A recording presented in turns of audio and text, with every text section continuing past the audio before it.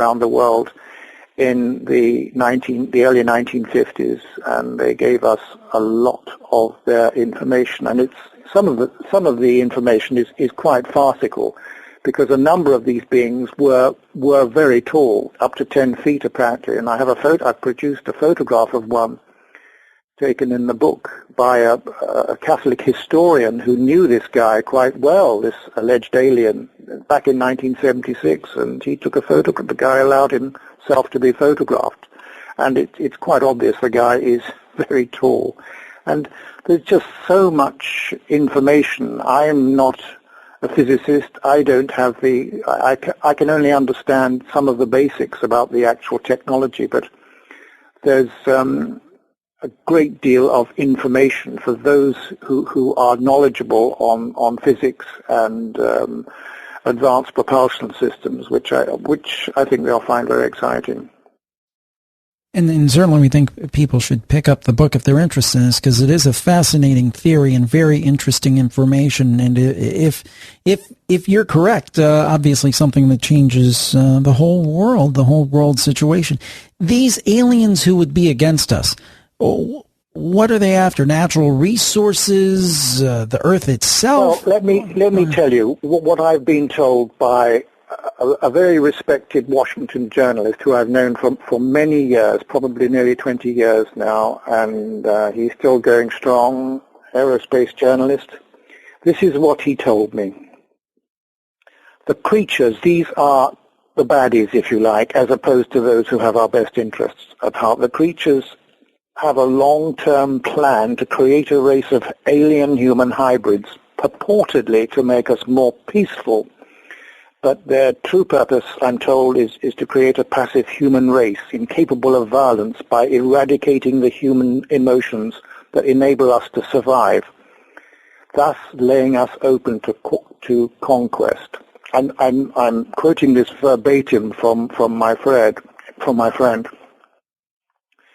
So anyway, I've made the point that, if this has been a long-term stratagem, I've yet to see much evidence of the human race becoming less violent. Not working so well. Yeah, and as I say, in any event, these particular aliens who don't have our best interests at heart are far from omnipotent, and to a certain extent feared us. A number of their bases at one time, I don't know if its situation is still, were guarded by elements of the United States military. And the whole operation was run by what was called Project Aquarius, and there were select cells in the Army and Air Force and Navy. And also about 100 personnel from the Air Force Office of Special Investigations, AFOSI, were involved. And in 1998, I was invited to the Pentagon by General Kenneth Israel, who was in charge of the Defense Airborne Reconnaissance Office at that time, and he confirmed for me not only that AFOSI, the Air Force Office of Special Investigations, was very deeply involved in the subject, but he also confirmed that a film taken by George Adamski in 1965 at Silver Spring, Maryland, suburb of Washington, D.C., the film was genuine, and that I found very, very intriguing. He just confirmed that to me in a very subtle and quiet way. There were quite a few other people there at the time, but that was sort of off-the-cuff statement, and I found that fascinating. Anyway, there is this problem. I have published a great deal of information about their anatomy, which is quite extraordinary. And I can say that apparently a cross species has been produced as a result, resulting from these abductions, which I find very, very hard to believe, but I don't know. I keep a very open mind. Apparently, though generally thinner and shorter and with somewhat larger heads and eyes, the hybridized men and women appeared human. These operations apparently are going on underneath the earth, the alleged hybridization program. But anyway, they most of them live in alien bases on this planet, others elsewhere, including on their own planets. But these aliens reckoned it would take around 100 years for them to infiltrate our planet. Whether they're going to be successful or not, I haven't the faintest idea, Jim. I'm sorry. Can't help you on that. Well, I hope they're not successful, because it sounds like they'd only have about 30 years to go or so.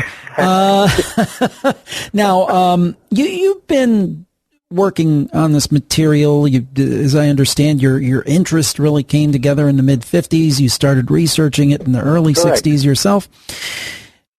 Is this the one work that kind of ties it all together? Do you feel like if you look at the puzzle pieces, and there's many of them I'm sure you've seen over the years that don't quite fit in things, would this be the one overarching theory that would kind of tie it all together? Well, you mean what I was just discussing, or do you think you're looking at the whole book? The whole book. If you look at this, book. Does that kind of explain the things that you've seen? Did you have an aha moment? You're absolutely correct. Okay. In your assumption that this could be sort of an overall view, a summation, if you like, of my views on what I've been told on what's going on. Definitely. As we close out, I certainly want you to share, I know you can find it in good bookstores everywhere, but the specifics on where people can find it, all in the States and elsewhere. But any final thoughts on this before we get to that? What, on finding... On the book. On the book and on this, yes. It's, well, I think there's a lot of information to interest people. All sorts of things, all aspects of the subject have been covered in great detail. Some of them are very disturbing. Some of them are quite thrilling. I've got, for example, Colonel Philip Corso's encounter with an alien and an alien vehicle, which he didn't include in his book, The Day After Roswell, which is absolutely fascinating. And there's a sketch which was drawn for him by a friend of Philip Corso. There's tons of stuff.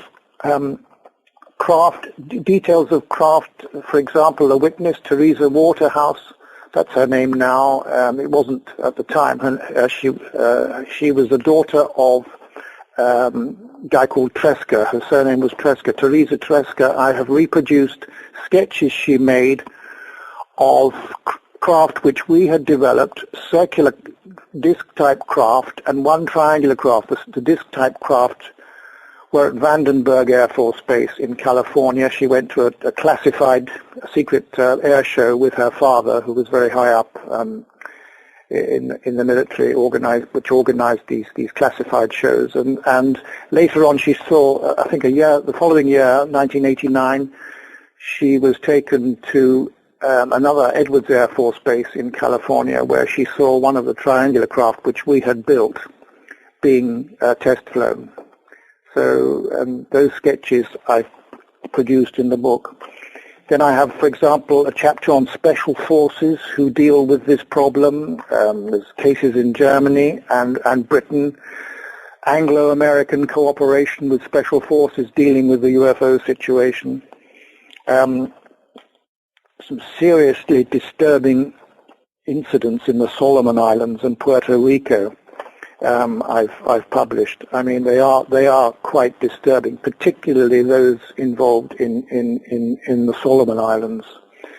And I have a chapter on what I call Leviathans of the skies, sightings of huge craft, sometimes over a mile in length, reported by people all over the world. And there are many sketches of some of these giant craft.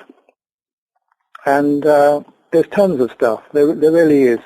I'm just briefly having a sort of overview here. I've got one of public landings, like a friend of mine who, with many other people, in July of 1955 in Great Britain in a suburb of London, witnessed the landing of a disc, a craft which actually landed and was there for not that much for a long time, but there were many, many witnesses. My friend was with her doctor at the time and one of her sons, and then in another area of Bexley Heath, a few days apart, there were dozens of witnesses to another craft, slightly different in shape, and altogether 130 people witnessed the landing of craft in a suburb of London back in 1955. That was the time Eisenhower was, not long after Eisenhower's meetings in the United States.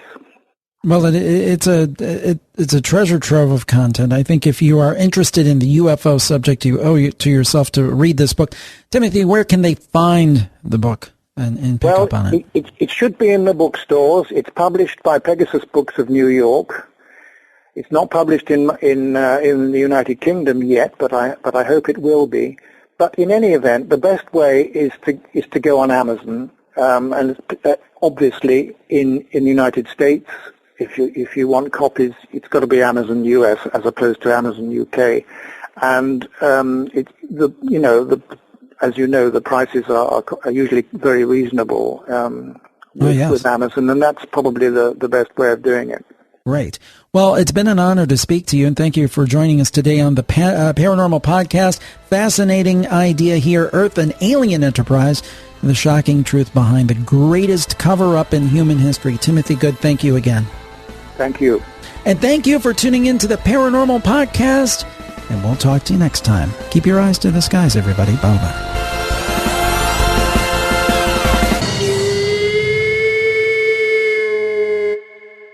Now for the legal disclaimer. We do not accept money from publishers or content producers in exchange for interviews. However, as with most media outlets, in the majority of cases, we do receive complimentary copies of books and DVDs that we feature on our podcasts. Your purchases of books, DVDs, and other items via our Amazon.com links benefit Jim Harold and JimHarold.com and help us continue our programming. The sponsor messages you hear on the programs are paid endorsements, although we really do like them.